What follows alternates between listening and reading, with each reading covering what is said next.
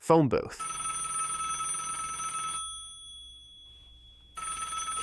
Hello? I hope you realize how you've hurt my feelings. You clicked away, and that stings. It was a perfectly good video, and now you're going to wish you'd stayed. I'm gonna hang up now. No, you are not. You're going to learn to obey me.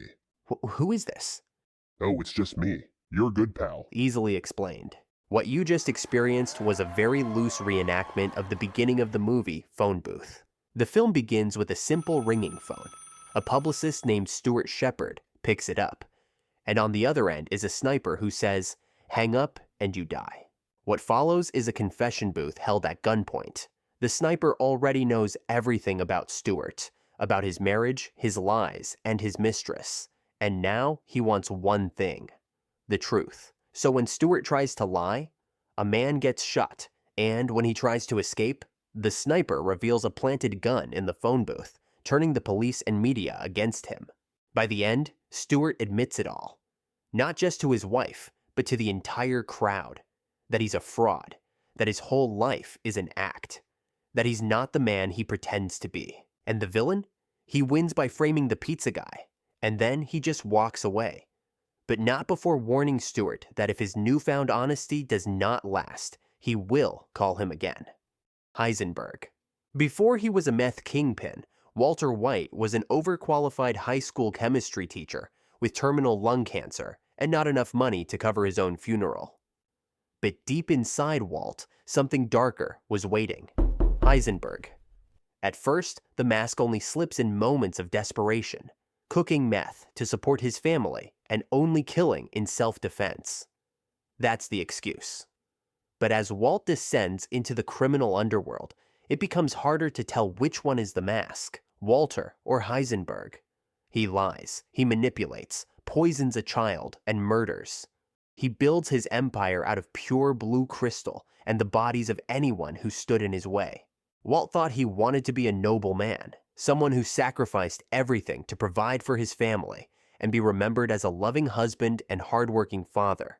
But by trying to be that man, he unleashed his alter ego, Heisenberg. And Heisenberg gave him everything he really wanted, but never dared to admit that he craved more than security for his family. He wanted to be respected, even feared. He wanted power, to be in control of his own life, and he wanted recognition. Walt claimed it was all for the family. But when the end is near, he admits the truth. And in the end, his family disowns him. His brother-in-law is dead, and Jesse, his surrogate son, is enslaved and broken beyond recognition. Walt does manage to secure money for his children, but only by blackmailing his former partners into delivering it to them as a charity donation. And his family will never know it came from him. Walter dies alone, forgotten and disgraced.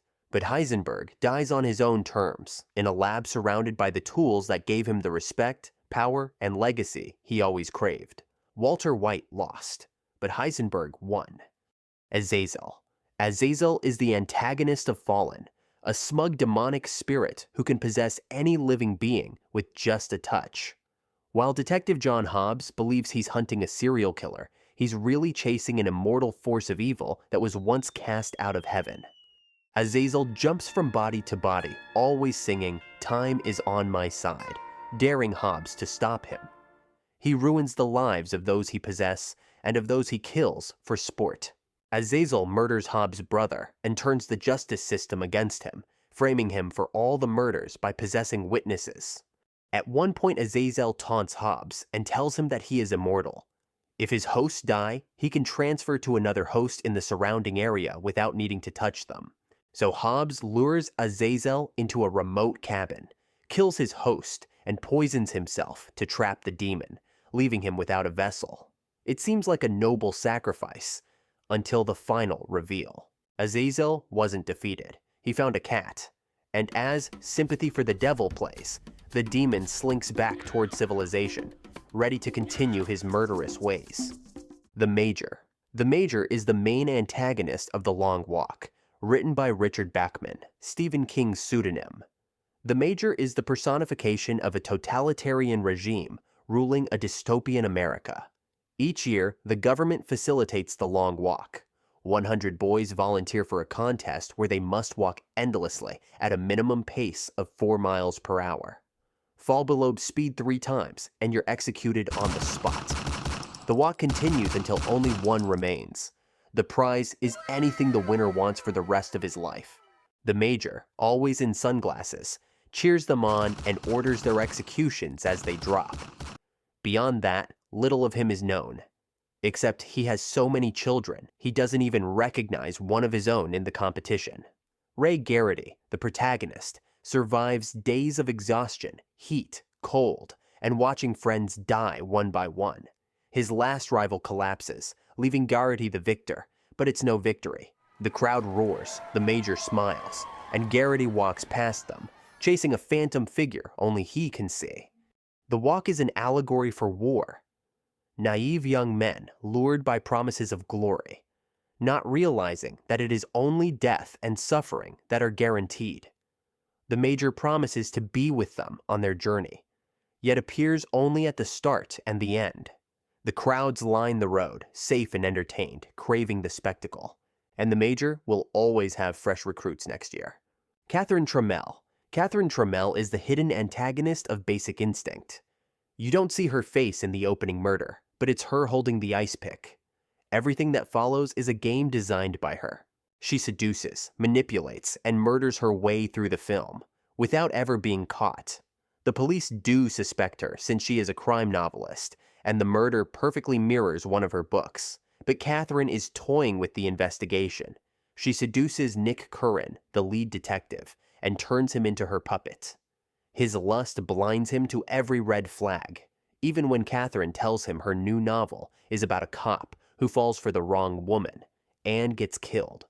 Cathrine wins by framing her old flame, Dr. Beth Garner. She is the perfect scapegoat, and suddenly evidence appears in her apartment, and a phone message that would have cleared her is mysteriously erased. By the time Beth is dead and the case is closed, Cathrine is back in Nick's bed.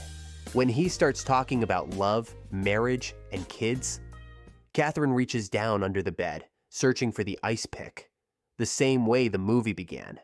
But he backs down, submits himself under her will. And so she lets him live. For now. Tom Ripley. In both the book and the film, Tom Ripley wins. But how he wins and what it costs couldn't be more different. In Patricia Highsmith's novel, The Talented Mr. Ripley, Ripley is a cold-blooded psychopath. He murders the rich playboy Dickie Greenleaf, assumes his identity, forges his way into a new life, and gets away with everything. There is no remorse and no guilt, just newfound wealth, freedom, and a lingering fear of being caught, which never materializes. In the 1999 film, things play out differently. Tom comes across more as a sociopath. He still lies, manipulates, and kills, but now he seems more emotionally affected, whether out of guilt, fear, or longing for acceptance. Book Tom is sexually ambiguous, but Movie Tom is gay for Dickie. And he doesn't kill him for the money. He is deeply infatuated with Dickie, not just with his lifestyle, but with him. And he kills him in a moment of rage after being rejected. The identity theft comes later, almost as an afterthought. He wanted Dickie, and at the same time, he wanted to be Dickie, and now he had the opportunity. In both the movie and the book, Tom plays a cat-and-mouse game with the authorities, writes scores of fake letters, fake Dickie's suicide, and makes himself the sole beneficiary of Dickie's wealth. Later, after re-entering his old identity, Movie Tom enters a relationship with Peter, a character who barely exists in the novel. Peter genuinely cares for him, but in the end, Tom kills him too. On a boat to Greece, a past acquaintance recognizes Tom as Dickie, right in front of Peter, who knew the real Dickie. Tom can't keep the lie from collapsing. So with tears in his eyes, he strangles the one person who truly loved him to protect the facade. The book ends with a psychopath sipping champagne. The film ends with a sociopath strangling his lover to save his own skin, the apes. In the movie, Planet of the Apes, astronaut George Taylor crash lands on what he believes is an alien planet, ruled by intelligent apes. The humans there are mute, primitive, and hunted like animals. Taylor is captured, caged, nearly lobotomized, and put on trial. His intelligence is a threat to the ape's entire belief system. And it gets worse. This isn't another planet. This is Earth, centuries after humanity destroyed itself in nuclear war. The apes and their stinking paws didn't create this world. They built a society on top of its ruins. One ruled by dogma, censorship, and fear. Dr. Zaius, the orangutan high priest, knows the truth about mankind's past. He knows humans once dominated, and he knows they annihilated themselves. And he's determined to bury that history forever. Taylor escapes and finds proof of a lost human civilization. Zaius responds by sealing the evidence and condemning the scientists who helped him. And in the final scene, Taylor finds the Statue of Liberty buried in sand. The apes won because humanity blew it up. Those maniacs. And now, the apes own the ashes. Brazil. In the movie, Brazil, the villain isn't a person. It's a system. A totalitarian bureaucracy so bloated, inefficient, and absurd, it feels both Orwellian and Kafkaesque. When a bug in a machine causes the wrongful arrest and death of a man named Buttle instead of the suspected terrorist Tuttle, no one takes responsibility. In fact, the victim's family is billed for the cost of his interrogation. Sam Lowry, a meek government clerk, notices the error and tries to correct it. That tiny act of decency sends him spiraling into a nightmare of surveillance, paranoia, and state violence. He falls for Jill, a woman now labeled a terrorist for trying to help the victim's widow. To save her, Sam gets a promotion to tamper with her files. At home, Sam has problems with his apartment AC, so he meets the real terrorist, Tuttle, who is the leader of the resistance, and a freelance heating engineer, a highly illegal activity. Then, Sam goes on the run with Jill, only to be arrested and sentenced to torture. In a dreamlike twist, Sam is rescued by Tuttle. They escape, and Sam rides off with Jill. But it's all a delusion. Sam never left the torture chair. Instead, he is sitting blank-eyed humming the song Brazil as his mind breaks. The system wins, ready to ruin other lives and continue being utterly absurd and useless. Hooray. That's it for now. Let me know in the comments which ending you think is the darkest and why. Thanks for watching. Cheers.